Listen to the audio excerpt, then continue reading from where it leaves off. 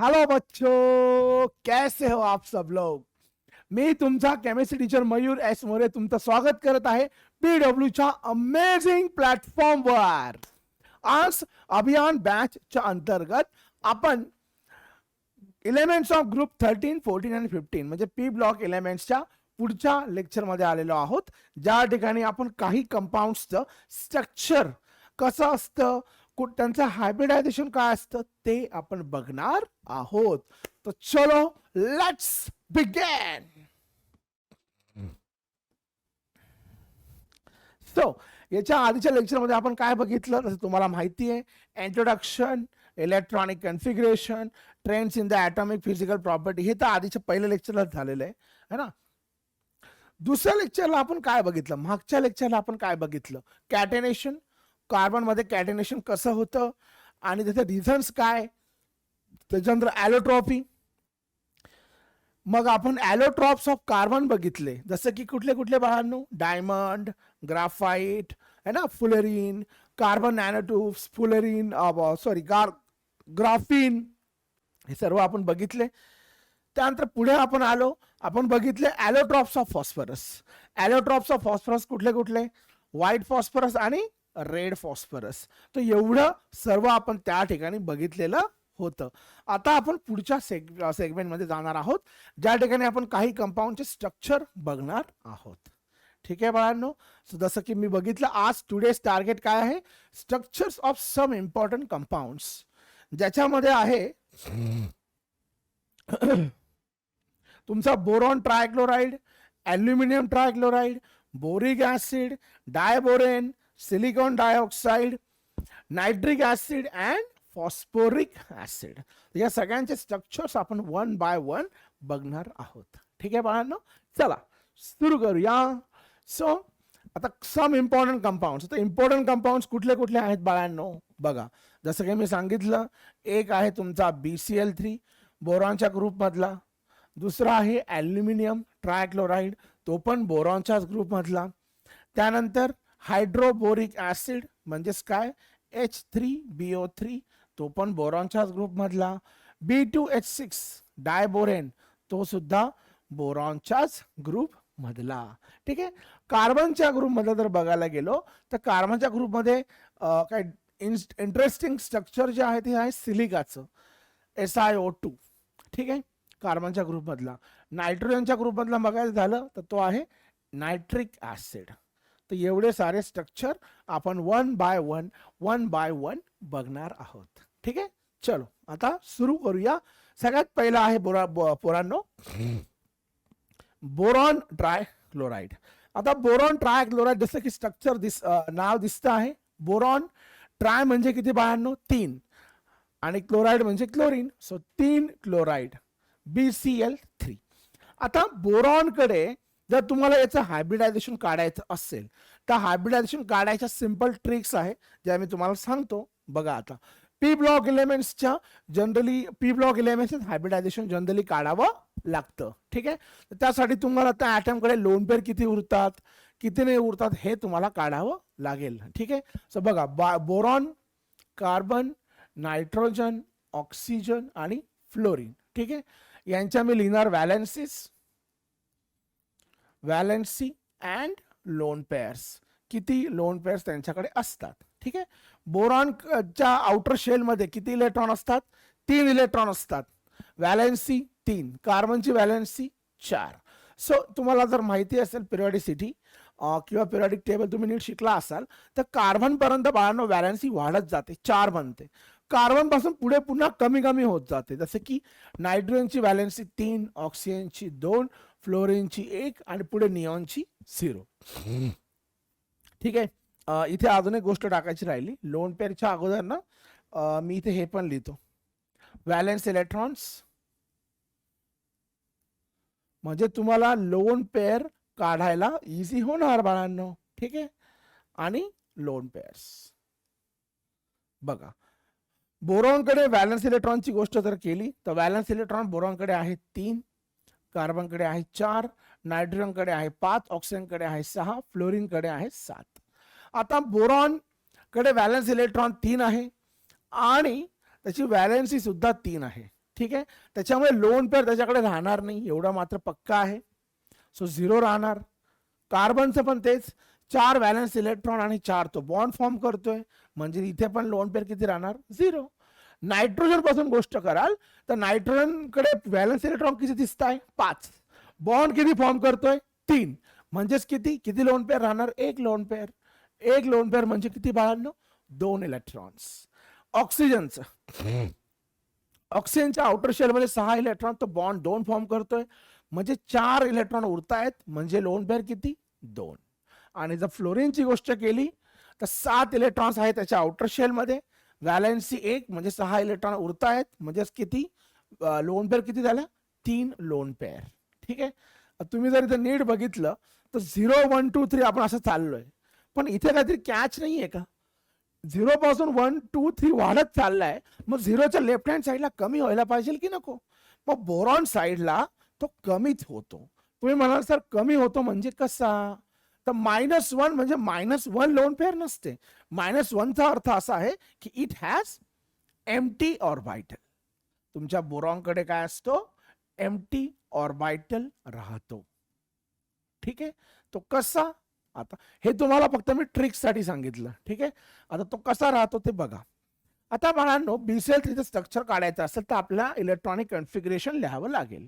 बोरॉनचा atomic number किती आहे बाळांनो? बोरॉनचा ॲटॉमिक नंबर आहे 5. सो इलेक्ट्रॉनिक कॉन्फिगरेशन त्याचं येणार 1s2 2s2 2p1. बरोबर. ग्राउंड स्टेट मध्ये हे असं दिसतं. एस कडे 2 इलेक्ट्रॉन्स आणि तुमच्या पी कडे 1 इलेक्ट्रॉन. सो इथे बघायला गेलं तर अनपेड इलेक्ट्रॉन तसा एकच आहे. जर अनपेड इलेक्ट्रॉन एकच आहे तर व्हॅलन्सी एकच व्हायला पाहिजे की नाही? पण हा इलेक्ट्रॉन इथे प्रमोट होतो. आणि then in the excited state, हे तुम्ही तसं केमिकल बॉन्डिंग मध्ये शिकला असालच, इथे 1 इलेक्ट्रॉन आणि तुमच्या पी मध्ये अशा ठिकाणी 2 इलेक्ट्रॉन. आणि मग आता यांचं होणार हायब्रिडायझेशन. हे बघा, हे होणार तुमचं sp2 हायब्रिडायझेशन. आता sp2 हायब्रिडायझेशन झाल्यावर इथे बघताय काय उरलंय? जसं मी तुम्हाला बोललेलो, दिस इज दॅट एम्प्टी ऑर्बिटल. हा तो एम्प्टी ऑर्बिटल आहे जो त्या ठिकाणी उरलेला आहे. ठीक आहे. सो sp2 हायब्रिडायझेशन म्हणजे sp2 हायब्रिड ऑर्बिटल किती बनणार? 3 बनणार. त्यांचा शेप कसा असणार? हा बघा त्यांचा शेप, हा असा ट्रायगोनल प्लेनर है की नाही? हायब्रिडायझेशन जर sp2 येणार तर त्याचा शेप काय येणार? Trigonal planar. आणि इथे येणार तुमचा क्लोरीन. बोरॉनचा 1 इलेक्ट्रॉन आणि क्लोरीनचा 1 इलेक्ट्रॉन. अशा प्रकारे तुम्हाला मिळणार BCl3. क्लोरीन क्लोरीन हा असा. ठीक आहे. आणि हवं तर मी दुसरं स्ट्रक्चर पण ड्रॉ करतो तुमच्यासाठी. बघा, दुसरं स्ट्रक्चर इथेच ड्रॉ करतो. हा, अजून एक गोष्ट सांगायची राहिली मला, ती म्हणजे हा जो स्ट्रक्चर मी ड्रॉ केलाय ना बाळा, याला आहे परपेंडिक्युलर हा तुमचा एम्प्टी ऑर्बिटल. हवं तर आपण त्याला नाव देऊया. तसं नाव देऊ शकत नाही, पण तरी पण सांगतो मी. हा px समजा, हा py, हा pz. तसं हे तिघही ऑर्बिटल डिजनरेट असतात. ठीक आहे. परंतु आता आपल्याला गोष्ट सिस्टमॅटिक करायची म्हणून मी दाखवतो आहे. तर हा आहे तुमचा एम्प्टी pz ऑर्बिटल.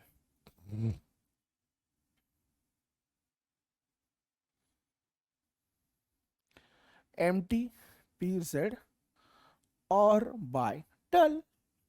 ठीक आहे. ओके. आता याचा मी अजून एक स्ट्रक्चर ड्रॉ करतो इथे.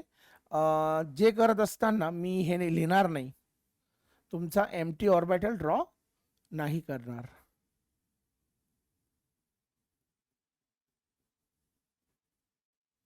हे स्ट्रक्चर. ठीक आहे. बॉन्ड अँगल बघायला गेला तर हा जो बॉन्ड अँगल आहे हा किती आहे? 120 डिग्री. हा इकडचा पण किती आहे? 120 डिग्री. आणि इकडचा पण किती आहे? 120 डिग्री. सो अशा प्रकारे या ठिकाणी तुम्हाला 3 बॉन्ड अँगल बघायला मिळतील. लक्षात बाळांनो. सो हायब्रिडायझेशन कसं काढायचं, स्ट्रक्चर कसं काढता येईल, एम्प्टी ऑर्बिटल आहे की नाही, अशा प्रकारे तुम्ही करू शकतात. ओके बाळांनो, चलो आता जाऊया पुढे. Next aluminium trichloride. आता बाळांनो बोरॉन जो आहे, तुम्हाला हे तर माहिती आहे की जो बोरॉन आहे त्याच्याच खाली ॲल्युमिनियम आहे. जर बोरॉन जर BCl3 फॉर्म करत sp2 हायब्रिडायझेशन ठेवू शकतो, तर ॲल्युमिनियम सुद्धा ट्रायक्लोराईड फॉर्म करून काय करणार, sp2 हायब्रिडायझेशनच फॉर्म करणार की नाही, हा की नाही. ॲल्युमिनियम पण तेच करणार आणि तो तेच करतो, ठीक आहे. परंतु एक लक्षात घ्या, भलेही तुमचा ॲल्युमिनियम या अशा प्रकारे ॲल्युमिनियम ट्रायक्लोराईड असा फॉर्म करत असेल, ज्याचा बॉन्ड अँगल येत असेल 120, पण याचा जो एम्प्टी ऑर्बिटल आहे ना, हा एम्प्टी ऑर्बिटल पुढच्या ॲल्युमिनियम ट्रायक्लोराईडच्या क्लोरीनच्या फील्ड ऑर्बिटल सोबत कंबाईंड होतो आणि तुम्हाला मिळतो डायमर. सो बेसिकली सांगायची गोष्ट झाली तर ॲल्युमिनियम ट्रायक्लोराईड जो आहे तो डायमर फॉर्म करतो. हा जो तुम्हाला दिसतोय मोनोमर, मोनोमर म्हणजे सिंगल युनिट, असा मोनोमर ॲल्युमिनियम ट्रायक्लोराईडचा बनत नाही. तर त्याचं स्ट्रक्चर हायब्रिडायझेशन तर sp2 येणार, त्यात तर काही डाऊट नाही आहे, ठीक आहे. आता आपण बघूया त्याचं स्ट्रक्चर कसं असतं. बघा, ॲल्युमिनियम, हा इकडे एक क्लोरीन, हा इकडे एक क्लोरीन, हे इकडे एक क्लोरीन, ठीक आहे. आणि इथे पण तुमचं आहे ॲल्युमिनियम ट्रायक्लोराईड, हा बघा. आता जसं मी तुम्हाला सांगितलं, या ॲल्युमिनियम कडे सुद्धा ह्या ठिकाणी काय आहे, एम्प्टी ऑर्बिटल आहे, बरोबर. तसंच या ॲल्युमिनियम कडे पण एम्प्टी ऑर्बिटल आहे, त्या ॲल्युमिनियम कडे पण एम्प्टी ऑर्बिटल आहे. मग त्या एम्प्टी ऑर्बिटलला एम्प्टी ऑर्बिटल असणं म्हणजे काय, इलेक्ट्रॉन डेफिशियन्सी असणं. मग त्या एम्प्टी ऑर्बिटल मध्ये हा जो क्लोरीन आहे हा आपला लोन पेअर, हा त्याची क्लोरीन कडे किती लोन पेअर असतात बाळांनो, क्लोरीन कडे असतात 3 लोन पेअर. या अशा, या क्लोरीन कडे पण 3 लोन पेअर. मग आता इथे कसं असतं ना, इथे लेन देनची गोष्ट असते. ह्या ॲल्युमिनियमला ह्या AlCl3 जो क्लोरीन आहे तो आपली लोन पेअर अशी डोनेट करतो. तो म्हणतो बाबा ठीक आहे, तुझ्याकडे एम्प्टी ऑर्बिटल आहे ना, तुला मी लोन पेअर देतो. मग हा म्हणतो भाऊ जर मी तुला दिलं आहे माझ्या क्लोरीन थ्रू जर मी तुला लोन पेअर दिली आहे, तर तू पण तुझ्या क्लोरीन थ्रू मला लोन पेअर दे ना. हा म्हणतो ठीक आहे, मग हा पण देतो. तो अशा प्रकारे तुम्हाला डायमर त्या ठिकाणी बघायला मिळतो, ठीक आहे बाळांनो. हे जे तुम्हाला दिसतंय हे chlorine, these are called as bridging, किंवा त्याला आपण म्हणू शकतो ब्रिज्ड क्लोरीन ॲटम. हा सुद्धा ब्रिजच आहे, ब्रिज्ड क्लोरीन ॲटम. हे जे आहे याला आपण टी लिहू शकतो. टी म्हणजे काय, टी म्हणजे terminal chlorine atoms. T means terminal, ते टर्मिनलला आहेत ना, ठीक आहे, they are present at a terminal. हे काय, याला आपण बी लिहू शकतो. बी म्हणजे bridge chlorine atoms. That's how the structure of aluminium trichloride. ठीक आहे बाळांनो, आलं लक्षात. ओके, चलो आता आपण जाऊया पुढे. नेक्स्ट आहे तुमचा बोरिक ऍसिड. आता बोरिक ऍसिड म्हणजे काय, तर बोरिक ऍसिडचं स्ट्रक्चर आहे, सॉरी त्याचं नाव आहे H3BO3. आता जर H3BO3 जर फक्त मी H3BO3 जर लिहिला, फक्त H3BO3 जर लिहिला, तर त्याचं स्ट्रक्चर येणार हे असं, BOH BOH and BOH, straight forward. आणि हे पण दिसत आहे की जो तुमचा बोरॉन आहे, बोरॉनचं हायब्रिडायझेशन काय आहे, sp2. ते क्लिअर कट दिसत आहे, 3च बॉन्ड फॉर्म केले ना, आणि बोरॉन कडे काय लोन पेअर नसते. इनफॅक्ट इथे एम्प्टी ऑर्बिटलच असतो, ठीक आहे. तर हे झालं त्याचं स्ट्रक्चर. परंतु in solid state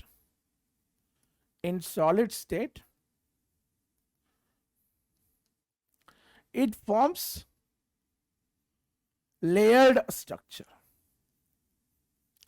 In solid state it forms layered structure. तो लेयर्ड स्ट्रक्चर फॉर्म करतो. कसं तर बघा, आता मी तुम्हाला दाखवतो. ठीक आहे. सो हा तुमचा इथे बोरॉन. सो लेयर स्ट्रक्चर कसं होतं बाळांनो, तुम्हाला दिसतंय का, हा जो हायड्रोजन आहे हा ऑक्सिजनला अटॅच आहे. तो हायड्रोजन पुढच्या H3BO3च्या ऑक्सिजनला अटॅच होतो. Basically it forms a hydrogen bonding, आणि त्या हायड्रोजन बॉन्डिंगनं जे स्ट्रक्चर बनतं ते बनतं तुमचं H3BO3चं लेयर्ड स्ट्रक्चर. ठीक आहे, बघा कसं. सो आता इथे मी लिहिणार हा ऑक्सिजन हायड्रोजन. ठीक आहे, इथे ऑक्सिजन हा वरती गेला, मग याला आपण उजवीकडे पाठवूया असं. हा खाली गेला, मग आपण याला डावीकडे पाठवू असं. ठीक आहे, हे तुमचा एक H3BO3चा युनिट फक्त मी त्या ठिकाणी ड्रॉ केलेला आहे. ठीक आहे, आता बघा, आता ह्या ठिकाणी आपण दुसरं स्ट्रक्चर ड्रॉ करू, ज्या ठिकाणी हा जो ऑक्सिजन आहे हा अशा प्रकारे हायड्रोजन बॉन्डिंग करणार. आता हायड्रोजन बॉन्डिंग तो या दुसऱ्या बोरॉनच्या ऑक्सिजन सोबत करू शकणार, राईट. हे असं ऑक्सिजन. ठीक आहे, त्यानंतर हा बोरॉन असा, ह्या बोरॉनचा ऑक्सिजन. ठीक आहे, इकडे हायड्रोजन ह्या प्रकारे. ठीक आहे, या प्रकारे अशा रिंग्स बनतात. ऑक्सिजन हायड्रोजन, मग हा हायड्रोजन पुढे हायड्रोजन बॉन्डिंग करणार, हा असा. हा ऑक्सिजन पुढे हायड्रोजन बॉन्डिंग करणार, तसंच हा हायड्रोजन सुद्धा पुढे हायड्रोजन बॉन्डिंग करणार, हा ऑक्सिजन पुढे हायड्रोजन बॉन्डिंग करणार, अँड सो ऑन. अशा प्रकारे तुम्हाला त्याचं लेयर्ड स्ट्रक्चर बघायला मिळतं. ठीक आहे बाळांनो, एवढंच आहे H3BO3च्या स्ट्रक्चर मध्ये. ओके, चलो देन आता आपण जाऊया पुढचं स्ट्रक्चर बघण्यासाठी. पुढचं स्ट्रक्चर आहे डायबोरेन. आता डायबोरेनचं जे स्ट्रक्चर आहे ना, ते तुम्हाला मी थोडं वेगळ्या अँगलनं सांगणार आहे. म्हणजे मी तुम्हाला सांगू शकतो की जसं AlCl3चं स्ट्रक्चर, ज्या ठिकाणी तुमच्या AlCl3 डायमर फॉर्म केला, AlCl3 ऐवजी तो बनला Al2Cl6, तसाच डायबोरेन हा सुद्धा BH3 पासून बनलेला आहे. ठीक आहे, सो डायबोरेनचा फॉर्म्युला जर तुम्ही बघायला गेला तर फॉर्म्युला त्याचा येणार B2H6. ठीक आहे, फॉर्म्युला त्याचा येणार B2H6, but it is believed to be formed, it is believed to be formed from 2 BH3 units. It is believed to be formed from 2 BH3 units. ठीक आहे, आता एक BH3 युनिट जर मी बघायला गेलो तर एक BH3 युनिट कसं येणार, जसं BCl3 लिहिला होता ना बाळांनो आपण, तसाच BH3 येणार, एक्झॅक्ट सेम. या बोरॉनचं हायब्रिडायझेशन आहे sp2. It's a sp2 hybridized. हे असं.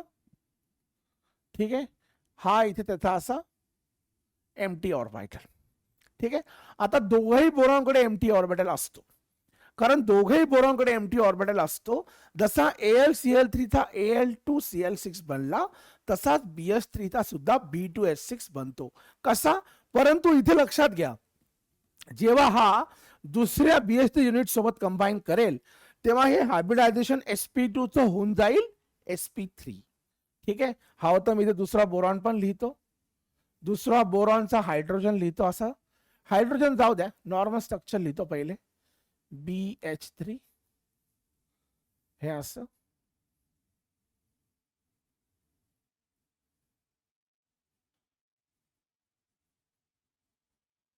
हे असं. ठीक आहे, हा सुद्धा तुमचा बोरॉन काय आहे, sp2 हायब्रिडाइज्ड. ठीक आहे, आता हे दोघं होतील कंबाइंड. इथे मी लिहितो हवं तर डायमरायझेशन. ठीक आहे, माझी सांगण्याची पद्धत थोडी वेगळी आहे. तुम्ही बुक्स मध्ये वगैरे जर कधी बघितलं तर डायरेक्ट तुम्हाला B2H6 फॉर्म जायला दिसेल. ठीक आहे, परंतु मी तुम्हाला एक्झॅक्ट प्रोसेस सांगतो की तो बनतो कसा आहे. ठीक आहे, आता बघा तो कसा बनलाय. ठीक आहे, हा आहे तुमचा एक BH. ठीक आहे, हा तुमचा आहे एक BH3 आणि इथे आहे तुमचा बाळांनो दुसरा BH3. ठीक आहे, आता पुन्हा मगासारखंच इथे हे काय आहेत, टर्मिनल हायड्रोजन्स. हे हायड्रोजन्स बॉन्डिंग मध्ये इन्व्हॉल्व होत ना, सॉरी बॉन्डिंग नाही, ब्रिजिंग मध्ये इन्व्हॉल्व होत नाही, ते त्यांचे त्यांचे सेपरेट त्या ठिकाणी राहतात. ठीक आहे, आता आता ह्या बोरॉनकडे इथे एम्प्टी ऑर्बिटल आहे, त्या बोरॉनकडे पण तिथे एम्प्टी ऑर्बिटल आहे. राईट, आता हवं तर मी ते एम्प्टी ऑर्बिटल काढतो हे असं, आणि ह्या बोरॉनकडे सुद्धा एम्प्टी ऑर्बिटल आहे. आता हायड्रोजन जो आहे ना, हा हायड्रोजन त्याची इलेक्ट्रॉन डेन्सिटी याला देतो आणि हा हायड्रोजन पण त्याची इलेक्ट्रॉन डेन्सिटी देतो. पण तुम्ही म्हणाल सर हायड्रोजनकडे तर लोन पेअर नसते, तो इलेक्ट्रॉन डेन्सिटी देणार कुठून? येस बाळा, बरोबर आहे, कुठून देणार? तर ती इलेक्ट्रॉन डेन्सिटी हा जो हायड्रोजन देतोय ना, ती ऍक्च्युली ही इलेक्ट्रॉन डेन्सिटी आहे.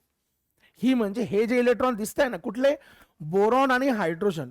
ह्या बोरॉन आणि हायड्रोजन मधले जे इलेक्ट्रॉन्स आहेत ना, ते इलेक्ट्रॉन्स इथे शेअर्ड होत आहे असे. हे बघा, इथे पण मी हवं तर ड्रॉ दाखवतो असं, हे असं.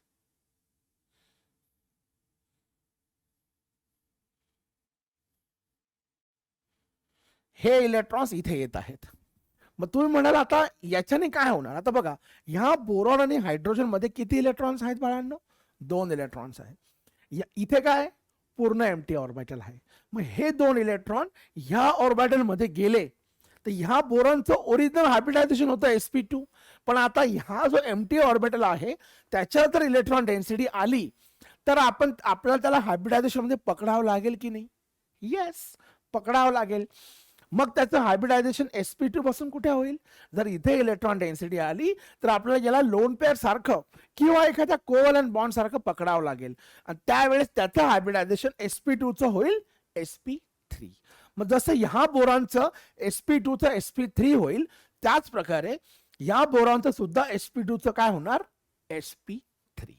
आणि म्हणून डायबोरेन मध्ये म्हणजे B2H6 मध्ये बोरॉनचं हायब्रिडायझेशन आहे बाळांनो sp3. ठीक आहे, आता ही झाली पहिली गोष्ट. दुसरी गोष्ट अशी की जेव्हा हा बॉन्ड बनेल तेव्हा तुम्ही जर बघायला गेला तर 3 ऍटम इन्व्हॉल्व होत आहे. कुठले कुठले 3 ऍटम? हा एक बोरॉन, हा एक बोरॉन, हा एक हायड्रोजन, बरोबर. आणि इलेक्ट्रॉन्स किती आहे? इलेक्ट्रॉन 2च आहेत. ह्या बोरॉन हायड्रोजनचे जे 2 इलेक्ट्रॉन आहेत ते 2च इलेक्ट्रॉन आहे. तीच गोष्ट इथे सुद्धा बोरॉन आणि हायड्रोजन 3 ऍटम इन्व्हॉल्व आहेत आणि इलेक्ट्रॉन फक्त ह्या बोरॉन हायड्रोजनचे जे 2 इलेक्ट्रॉन आहे तेच इन्व्हॉल्व आहे. मग अशा बॉन्डला म्हणतात 3 सेंटर 2 इलेक्ट्रॉन बॉन्ड. काय म्हणता? 3 सेंटर 2 इलेक्ट्रॉन बॉन्ड. 3 सेंटर का? तर 3 ऍटम्स आहेत. 2 इलेक्ट्रॉन्स का? कारण 2 इलेक्ट्रॉन्स आहेत. ठीक आहे, 3 सेंटर 2 इलेक्ट्रॉन बॉन्ड. आणि हे जे तुम्हाला दिसतात टर्मिनल वाले, इथे बघा, आता इथे हा आणि हा 2च ऍटम आहे म्हणजे 2च सेंटर आहे, पण इलेक्ट्रॉन किती आहे? इलेक्ट्रॉन 2 आहेत. मग तुम्ही याला काय म्हणणार? 2 सेंटर 2 इलेक्ट्रॉन बॉन्ड. मग हे 2 सेंटर 2 इलेक्ट्रॉन बॉन्ड किती आहेत? 1 2 3 4. 4 तुमच्याकडे 2 सेंटर 2 इलेक्ट्रॉन बॉन्ड्स आहेत आणि 2 3 सेंटर 2 इलेक्ट्रॉन बॉन्ड आहे. या 3 सेंटर 2 इलेक्ट्रॉन बॉन्डला बनाना बॉन्ड असं सुद्धा म्हणतात. ते का? मी तुम्हाला दाखवतो आता. ठीक आहे, आता हे जे झालं स्ट्रक्चर याचं, आता मी याचं अजून एक स्ट्रक्चर तुम्हाला दाखवतो या ठिकाणी. बघा, ते स्ट्रक्चर मी लिहिणार आहे. फक्त मी इथे ऑर्बिटल्स दाखवले तुम्हाला. आता मी ऍटम्स घेत आहे.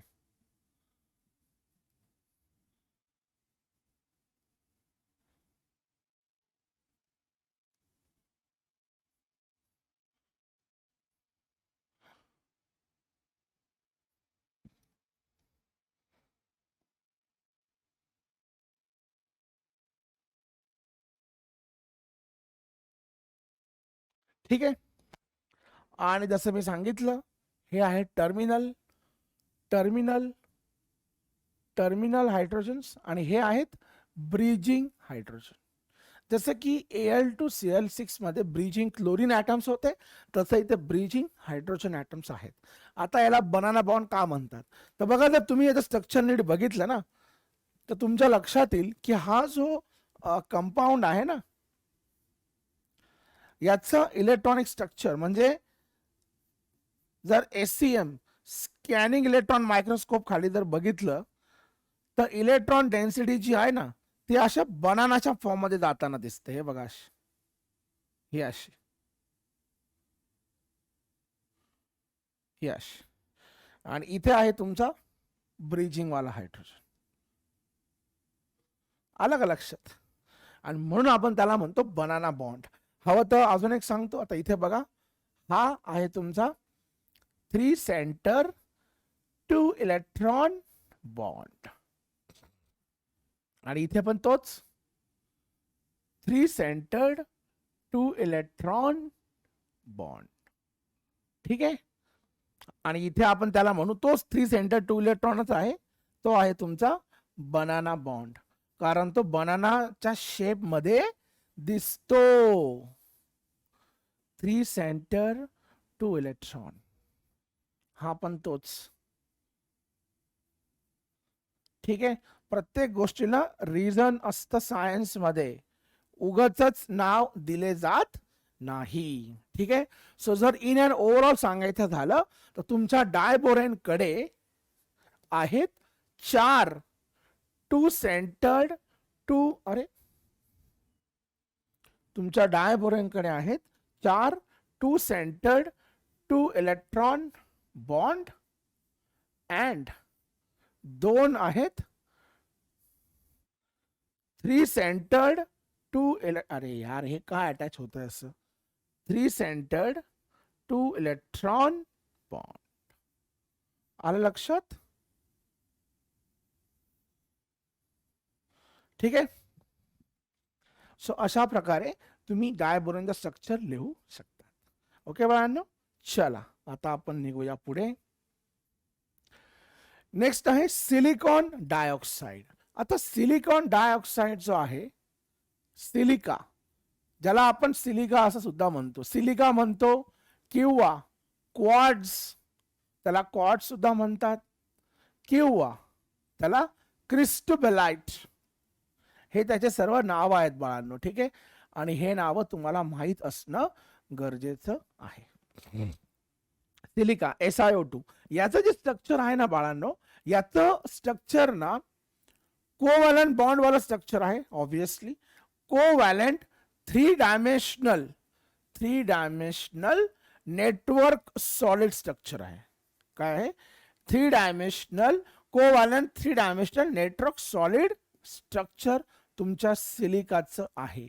आणि जर तुम्ही सिलिका बघायला गेला तर सिलिका ह्या जगात सगळीकडे आहे. जे अर्थ क्रस्ट आहे, earth crust is maximum made up of silica only. जे तुम्ही रस्ते, दगड बिगड सगळं बघता, it is maximum made up of silica only. वाळू, समुद्राच्या इथली वाळू काय येते? सिलिका. ठीक आहे, सिलिकॉन डायऑक्साइड. आता याचं स्ट्रक्चर बघा, 3 डायमेन्शनल नेटवर्क स्ट्रक्चर कसं बनतं. तर every silicon is surrounded by 4 oxygen atoms like this. ठीक आहे, बेसिकली SiO4 सांगायचं झालं तर SiO4 4 मायनस, हे आहेत तुमचे टेट्राहेड्रल युनिट्स, किंवा आपण याला म्हणतो tetrahedra. So this tetrahedra are joint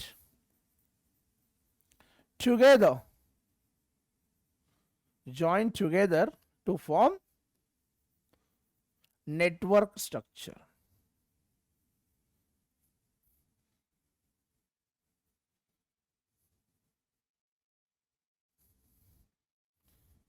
ठीक आहे, आलं लक्षात?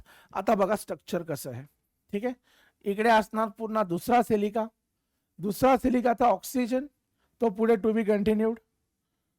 इकडे पण ऑक्सिजन, टू बी कंटिन्यूड. इकडे ऑक्सिजन खाली. ठीक आहे, त्याच्या खाली पुन्हा सिलिका, या ऑक्सिजनच्या खाली पुन्हा सिलिका, मध्ये ऑक्सिजन, सिलिका. तर तुम्ही नीट बघितलं तर तुम्हाला इथे 8 मेंबर रिंग दिसेल. हे बघा 1 2 3 4 5 6 7 8.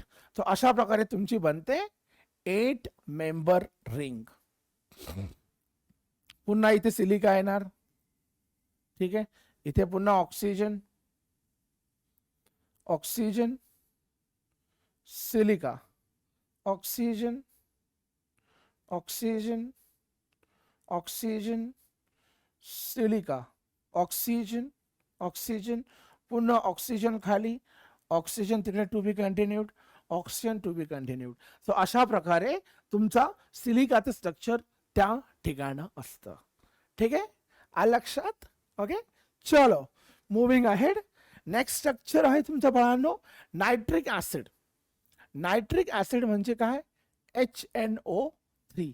It is a strong mineral acid. Nitric acid बऱ्यापैकी स्ट्रॉंग आहे, हे काय तुम्हाला सांगण्याची गरज नाही आहे. Strong mineral acid. Not just that, it's a strong oxidizing agent as well. It is one of the strong oxidizing acid that we know, and it can be used as a oxidizing agent in many reaction. ठीक है, when you learn the complete 11th and 12th, पूर्ण 11वीं 12वीं chemistry जब तुमसे cover हो जाए तब तुमको पता चल ही जाएगा कि कौन से रिएक्शन में कहाँ पे nitric as a oxidizing agent use किया जाता है. ठीक है बच्चों, अब यहां पे जो नाइट्रोजन है, नाइट्रोजन का जो हाइब्रिडाइजेशन है बच्चों, वो यहां पे है sp2. आपका जो नाइट्रोजन है वो है sp2 हाइब्रिडाइज्ड. ठीक है, अब हम लोग देखेंगे उसका स्ट्रक्चर कैसा होता है. तो इसका स्ट्रक्चर देखो, N double bond O minus, यहां पे OH. अब नाइट्रोजन ने 4 बॉन्ड बनाए, ऑक्सीजन के ऊपर नेगेटिव चार्ज है, यानी यहां पे आएगा पॉजिटिव चार्ज. तो ये इसका एक रेजोनेटिंग फॉर्म है. ये एक रेजोनेटिंग फॉर्म दूसरे रेजोनेटिंग फॉर्म के साथ रेजोनेंस में रहता है हमेशा. ऐसा, ये ऐसा जो तुमको देगा OH, N, O माइनस, फिर से यहां पे आ जाएगा डबल बॉन्ड O, फिर से O माइनस इधर, ये नेगेटिव चार्ज इधर, ये कंटिन्यूअसली चलता ही रहेगा. तो ये है उसके, दीज आर द 2 कैनोनिकल और resonating structures of your nitric acid. ठीक है, और ये जो हाइड्रोजन दिख रहा है, ये हाइड्रोजन ये नाइट्रिक एसिड रिलीज करता है in the form of H+ ion, end that's how it can act as an acid. ठीक है, तो ये तो रेजोनेटिंग स्ट्रक्चर हो गया. अब मैं इसका रेजोनेंस हाइब्रिड तुमको बताता हूं कैसे होता है. इसका जो रेजोनेंस हाइब्रिड होता है वो देखो, N, ये जो OH है ये ऐसा का ऐसा ही रहेगा, यहां पे सिंगल ऑक्सीजन, यहां पे भी सिंगल ऑक्सीजन, और ये electron density.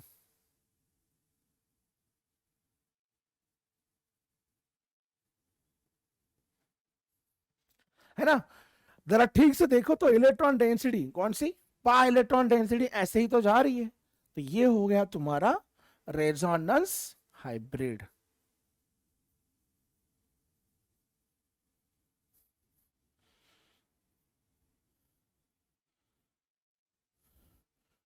So that's how the nitric acid structure can be understood. ठीक है बच्चों, चलो अभी निकलते हैं आगे.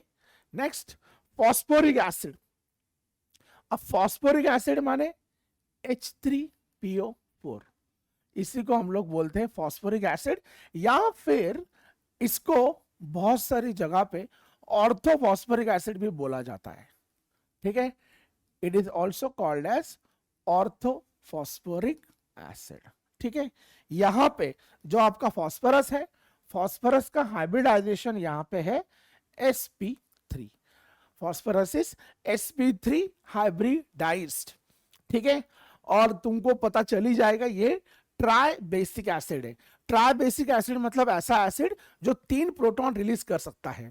जैसे नाइट्रिक एसिड जो था ये प्रीवियस केस में, this is monobasic acid because it can release only 1 proton. In fact, it has only 1 proton, right? So phosphoric acid has 3 protons and it can release all of them to be act as a try basic acid. ठीक है, अब इसका structure देख लेते हैं कैसा है. देखो, P double bond O, OH, OH और ये OH, tetrahedral in shape, which is obvious क्योंकि इसका हाइब्रिडाइजेशन क्या है, टेट्राहेड्रल है ना. हाइब्रिडाइजेशन अगर टेट्राहेड्रल होगा तो शेप भी क्या होगा, सॉरी हाइब्रिडाइजेशन अगर sp3 होगा तो शेप तो टेट्राहेड्रल ही तो होना है, राइट. तो ये 3 OH अब है, तो तीनों के तीनों OH ये रिलीज कर सकता है. End that is what is the structure of orthophosphoric acid. ठीक है बच्चों, तो चलो इस लेक्चर के लिए इतना ही. So I hope you really find this structure useful and helpful for your own preparations. ठीक है, अब अगले लेक्चर में हम लोग कुछ इंपॉर्टेंट कंपाउंड्स, अभी भी हमने इंपॉर्टेंट कंपाउंड्स देखे लेकिन उनके स्ट्रक्चर देखे. अगले लेक्चर में हम लोग कुछ जो 2-3 इंपॉर्टेंट कंपाउंड्स है उनका प्रिपरेशन, उनके केमिकल प्रॉपर्टीज एंड उनके यूजेस हम लोग देखने वाले हैं. ठीक है, till then bye bye, take care, keep studying, keep working hard. Thank you.